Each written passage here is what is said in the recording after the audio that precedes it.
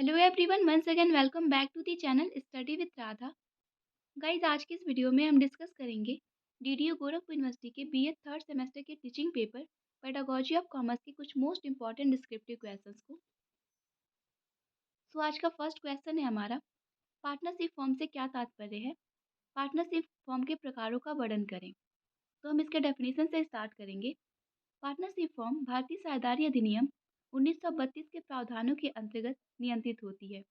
भारतीय साझेदारी अधिनियम 1932 की धारा 4 के अनुसार साझेदारी उन व्यक्तियों का आपसी संबंध है जो उन सबके द्वारा या उन सबकी ओर से किसी एक साझेदार द्वारा संचालित व्यवसाय का लाभ आपस में बांटने के लिए सहमत होते हैं।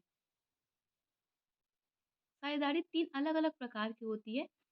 पहला सामान्य साझेदारी, दूसरा सीमित भागीदारी वाली साझेदारी और तीसरा सीमित देयता भागीदारी वाली साझेदारी। ठीक है, तो ये तीन तरह की साझेदारी होती है। सेकेंड क्वेश्चन है आपका, व्यवसाय स्वामित्व से आप क्या समझते हैं। व्यवसाय स्वामित्व के विभिन्न प्रकारों का वर्णन करें। तो व्यवसाय स्वामित्व का तात्पर्य किसी व्यवसायिक इकाई पर कानूनी और वित्तीय नियंत्रण से है। इसमें उन व्यक्तियों या संस्थाओं के अधिकार और जिम्मेदारियां शामिल हैं जो किसी व्यवसाय या कंपनी के मालिक हैं और उसे संचालित करते हैं। और इसके बहुत सारे टाइप्स हो सकते हैं। जो बिजनेस का ओनरशिप है यानी कि व्यवसाय स्वामित्व है, उसके अलग अलग प्रकार भी हैं। पहला है आपका एकल स्वामित्व यानी कि सोल प्रोप्राइटरशिप। दूसरा है आपका संयुक्त हिंदू परिवार यानी कि हिंदू अनडिवाइडेड फैमिली। तीसरा है आपका साझेदारी यानी कि पार्टनरशिप फॉर्म। और चौथा है आपका सहकारी समितियाँ यानी कि कोऑपरेटिव सोसाइटी। और पांचवा है आपका संयुक्त पूंजी कंपनी यानी कि ऑथराइज कैपिटल वाली कंपनी। ये कुछ प्रकार हैं बिजनेस के।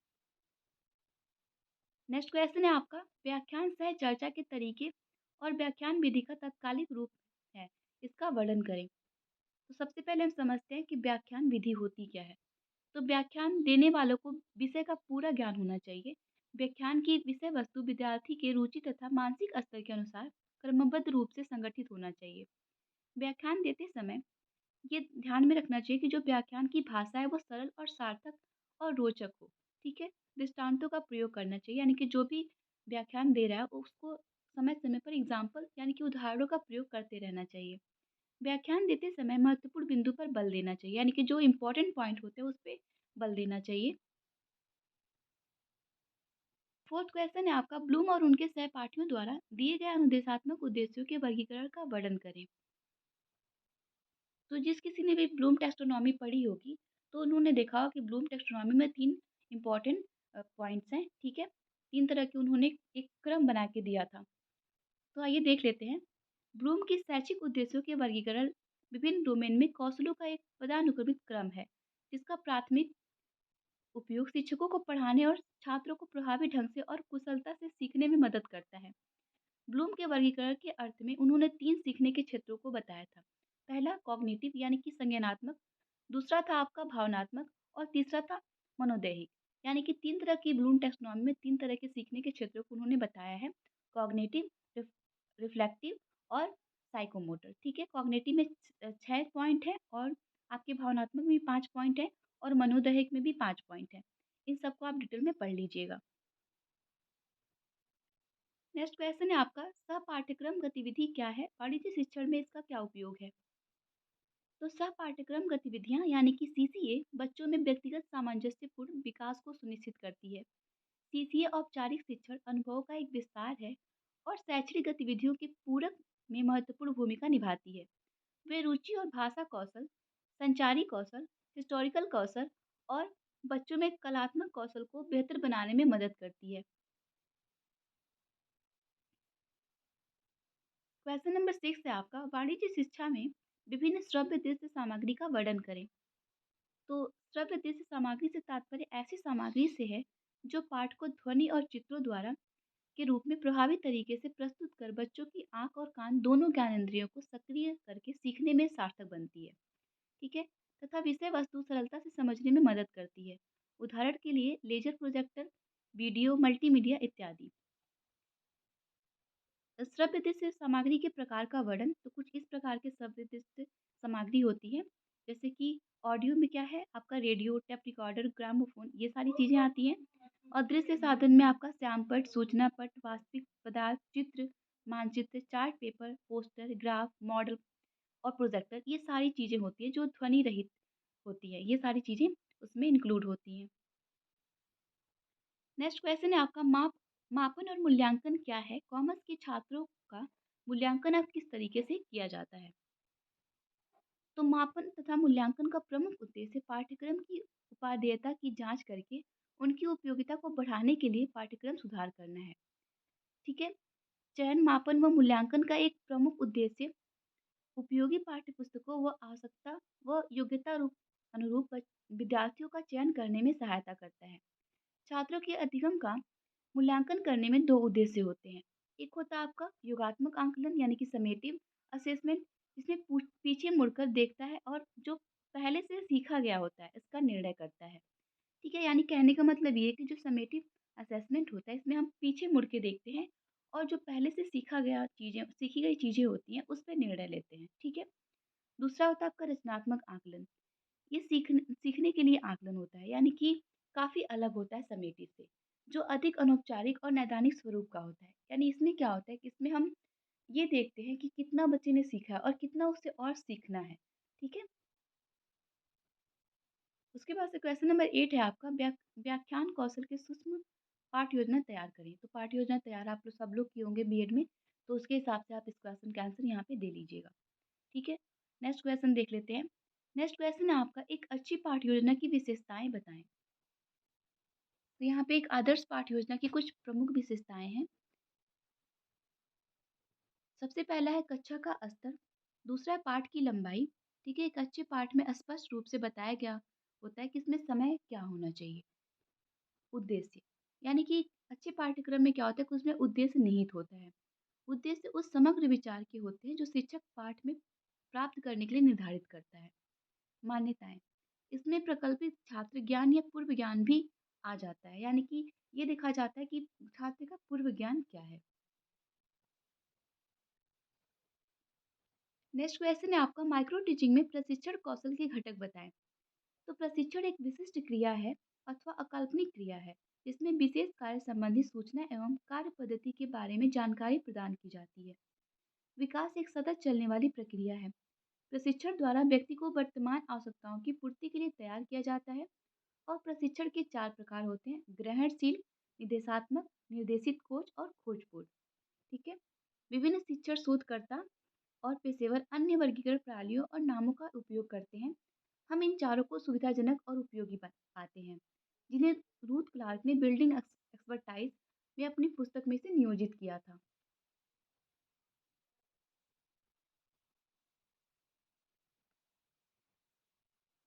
नेक्स्ट क्वेश्चन है आपका, वाणिज्य शिक्षण में विभिन्न पाठ्य सहगामी गतिविधियों का वर्णन करें। तो इसमें पाठ्य सहगामी जो गतिविधियां हैं वो इस प्रकार है। तो सबसे पहला देख लेते हैं, यहाँ कह रहा है छात्रों के लोकतंत्र एवं नागरिकता की शिक्षा प्रदान करना। यानी कि जब हम छात्रों को शिक्षा प्रदान करते हैं तो उसमें उन्हें लोकतंत्र और नागरिकता की शिक्षा भी प्रदान करना चाहिए, जिससे उनका उनका देश के प्रति और राष्ट्र के प्रति जो है वो भावना, अच्छी भावना जागृत हो सके। दूसरा है आपका छात्रों को स्वशासन की शिक्षा प्रदान करना, यानी कि उनको सेल्फ डिसिप्लिन की शिक्षा दी जाती है ताकि वो सेल्फ डिसिप्लिन हो सके। तीसरा है आपका विद्यालय के विभिन्न क्षेत्रों में आने वाले छात्रों में आपसी सहयोग का भावना का विस्तार करना, यानी कि एक विद्यालय में अलग अलग क्षेत्रों के छात्र पढ़ते हैं तो उनके बीच में आपसी सहयोग की भावना उत्पन्न करने के लिए उनके बीच में इस भावना को डेवलप करना चाहिए। चौथा है आपका विद्यालय तथा समाज में परस्पर संबंधों को दृढ़ करना, यानी कि विद्यालय में जो चीज़ें सिखाई जा रही हैं और समाज में जो प्रत्यक्ष रूप से देखी जा रही हैं उनके बीच में एक संबंध बनाना। ठीक है? नेक्स्ट क्वेश्चन है आपका, व्याख्यान विधि के गुण और दोष लिखिए। तो सबसे पहले इसके गुण को देख लेते हैं। तो जो व्याख्यान विधि है उसके क्या क्या गुण होते हैं। पहला कह रहा है आपका, यह अत्यंत सरल, संक्षिप्त एवं तीव्र गति से चलने वाली विधि है। दूसरा कह रहा है, इस विधि में समय की बचत होती है, बहुत कम समय में एक ही साथ कई छात्रों को अधिक पाठ्य वस्तु दी जा सकती है।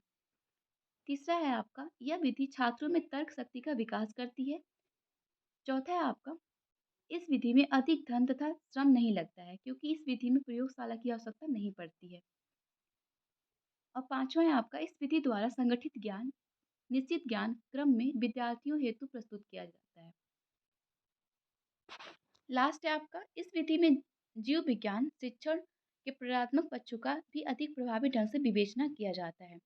तो ये सारे इसके गुण हैं। अब दोष देख लेते हैं। व्याख्यान विधि के दोष। व्याख्यान विधि के द्वारा विद्यार्थी निष्क्रिय श्रोता बन जाते हैं। दूसरा है आपका शिक्षण के द्वारा भाषण की तैयारी अच्छी न होने के कारण वास्तविक विषय से हट जाते हैं और अनावश्यक बातें भी समाहित हो जाती हैं। जी, ये बिल्कुल सही बात है। थर्ड है आपका विद्यार्थी ज्ञान अर्जन के लिए शिक्षक पर निर्भर हो जाते हैं। यानी कि पूरी तरह से वो शिक्षक पर ही डिपेंड हो जाते हैं, क्योंकि वह शिक्षक के द्वारा दिए गए ज्ञान से ही संतुष्ट हो जाते हैं और अपनी तरीके से वो अपना कुछ उसमें रिसर्च नहीं करते हैं, खोज नहीं करते हैं। चौथा है आपका व्याख्यान विधि के लिए शिक्षक द्वारा अध्ययन तथा अभ्यास की आवश्यकता के साथ साथ भाषण कला में पारंपरिक होने की आवश्यकता होती है। सभी अध्यापक इसमें निपुण भी होते हैं। बच्चों में हमेशा बोरियत और अरुचि का भाव व्याप्त रहता है।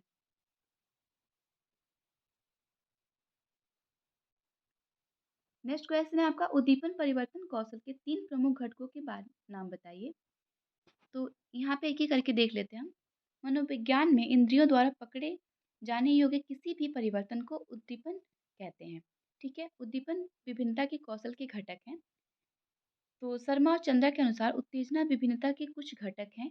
वे शरीर की हरकतें, हाव-भाव, भाषण पैटर्न में बदलाव, ध्यान केंद्रित करना, बातचीत की शैली में बदलाव, श्रव्य दिश अनुक्रम में बदलाव या ठहराव हो सकता है। नेक्स्ट क्वेश्चन है आपका वाणिज्य कक्ष में 4 उपकरणों की सूची बनाएं। तो विभिन्न प्रकार के उपकरणों का उपयोग शिक्षण और सीखने में दिलचस्प बनाता है। यानी कि जब हम टीचिंग में कई तरह की चीज़ें, कई तरह के टूल उसमें इंक्लूड करते हैं, तो वो शिक्षण को और इंटरेस्टिंग बना देता है और जिससे जो विद्यार्थी होते हैं उसमें रुचि लेने लगते हैं। ठीक है? तो वही यहाँ पे कह रहा है कि शिक्षार्थी को शिक्षण विषयों की गहन समझ प्रदान करना। हम विभिन्न शिक्षण उपकरणों जैसे प्रश्नोत्तरी, चित्रण, कथन और प्रदर्शन के साथ-साथ उसके शैक्षणिक अनुप्रयोगों पर चर्चा करते हैं।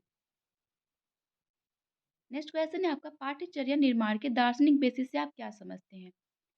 तो ये आपका शिक्षा का दार्शनिक आधार इस बात पर जोर देता है कि दर्शन साध्य है और शिक्षा उस साध्य को प्राप्त करने का साधन है। दूसरे शब्दों में दर्शन जीवन का लक्ष्य निर्धारित करता है और शिक्षा अपने छात्रों और पाठ्यक्रमों के माध्यम से लक्ष्य को प्राप्त करने का प्रयास करती है। बच्चों में मानसिक, शारीरिक, नैतिक, सांस्कृतिक और संवेदनात्मक तथा आध्यात्मिक सामाजिक विकास के लिए प्रयास करती है। नेक्स्ट क्वेश्चन है आपका संदर्भ पुस्तक से आप क्या समझते हैं? यानी कि जो रेफरेंस बुक होते हैं उससे क्या तात्पर्य है? तो आंसर देख लेते हैं। संदर्भ पुस्तकें केवल निर्देश देने या परामर्श देने के लिए उपयोगी की जाती हैं तथा निरंतर अध्ययन के लिए नहीं। ठीक है? उदाहरण के लिए आप सामान्य शब्दकोश का उपयोग किसी शब्द के अर्थ को ढूंढने के लिए करते हैं। ठीक है? आप इसे पृष्ठ के पृष्ठ तक नहीं पढ़ सकते हैं, जैसा कि आप पाठ्यपुस्तक या कहानी की पुस्तक में पढ़ते हैं। नेक्स्ट क्वेश्चन है आपका पाठ्यचर्या निर्माण के 4 सिद्धांत लिखिए। तो पाठ्यचर्या निर्माण के सिद्धांत निम्नलिखित हैं। पहला है जीवन से संबंधित होने का सिद्धांत, यानी कि जो भी उसमें चीज़ें होती हैं वो हमारे लाइफ से रिलेट करती हों। ठीक है?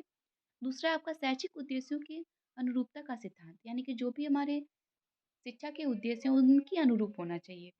तीसरा है आपका उपयोगिता का सिद्धांत, यानी कि ये उसकी रियल लाइफ में क्या उपयोगिता है इसमें संबंधित होना चाहिए। उसके बाद है बाल केंद्रितता का सिद्धांत, यानी कि चाइल्ड सेंटर्ड होना चाहिए। उसके बाद है रचनात्मक एवं सृजनात्मक शक्तियों के उपयोग का सिद्धांत, खेल एवं कार्य की क्रियाओं के अंतर संबंध का सिद्धांत, संस्कृति एवं सभ्यता के ज्ञान का सिद्धांत। तो ये सारे पाठ्यक्रम के प्रिंसिपल हैं। नेक्स्ट एंड लास्ट क्वेश्चन है आज का, कॉमर्स की लाइब्रेरी के लिए 4 महत्वपूर्ण वस्तुओं के नाम बताइए। तो कॉमर्स की लाइब्रेरी हो या किसी भी चीज़ की लाइब्रेरी हो, उसमें जो चीज़ें होती हैं इंपॉर्टेंट, उन सब के बारे में हम यहाँ बात करेंगे। ठीक है? तो यहाँ पे कह रहा है एक पुस्तकालय के संग्रह में किताबें, पत्रिकाएँ, समाचार पत्र, पांडुलिपियाँ, फ़िल्में, मानचित्र, प्रिंट, दस्तावेज़, microfilms, CD, cassette, video tape, DVD, Blu-ray, ये सारी चीज़ें इसमें होनी चाहिए, ठीक है? और अन्य प्रारूप जैसे पुस्तकालयों का आकार व्यापक रूप से लाखों पुस्तकों तक हो सकता है। तो उसके आकार के हिसाब से हम यहाँ पे चीज़ें व्यवस्थित करेंगे, ठीक है? तो ये थे हमारे आज के सारे क्वेश्चन। आई होप आपको सारे क्वेश्चन समझ में आए हों। मिलते हैं नेक्स्ट वीडियो में कुछ और इम्पोर्टेंट क्वेश्चंस के साथ। Thank you. Have a good day.